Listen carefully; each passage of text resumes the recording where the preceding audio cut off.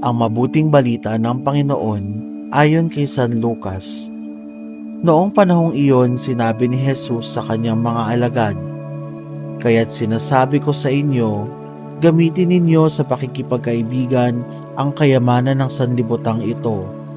Maubos man ito'y may tatanggap naman sa inyo sa tahanang walang hanggan. Ang mapagkakatiwalaan sa maliit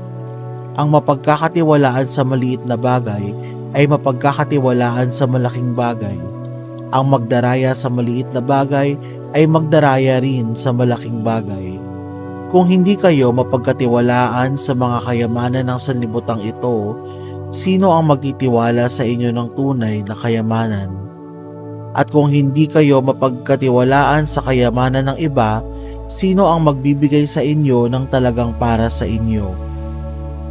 Walang makapaglilingkod ng sabay sa dalawang Panginoon, sapagkat kapopootan niya ang isa at iibigin ang ikalawa, paglilingkuran ng tapat ang isa at hahamakin ang ikalawa.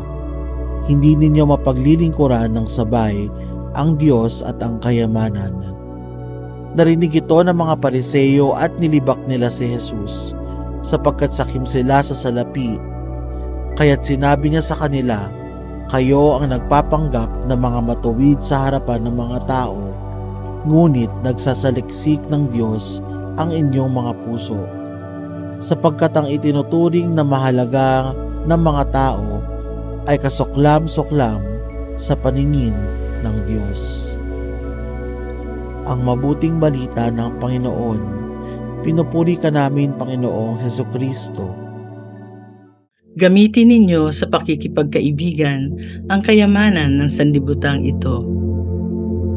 Ano ba ang pamantayan ng isang tunay na kaibigan?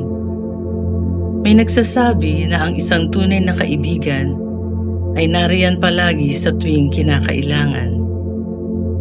Ang iba naman ay handang makinig sa iyo. Ang iilan naman ay handang sabihin ang mga bagay na negatibo ukol sa iyo upang mabago mo ito. Ngunit bilang isang mananampalataya, nahikayat mo na ba ang iyong kaibigan upang magdasal, mangumpisal, o magsimba? Sa Ebanghelyo, ipinahihiwatig na ang pagkakaibigan ay isang kayamanan na matatamo natin dito sa lupa at mapapayaman natin ito sa pamamagitan ng pagmamalasakit sa isa't isa. Ang paanyaya natin sa ating mga kakilala tungo sa Panginoon ay isang napakagandang paraan upang palalimin ang ating ugnayan sa isa't isa. Huwag nawa tayo maging katulad ng mga Pariseo na gumagawa ng mga bagay na mapagpanggap. Maging bukal sana sa ating puso ang paggawa ng mabuti upang patibayin ang samahan natin bilang mga kaibigan ni Jesus. Anong kayamanan ng sanlibutan ito ang maaari mong gamitin ngayon, bukas o araw-araw para sa kapakinabangan ng iyong kapwa?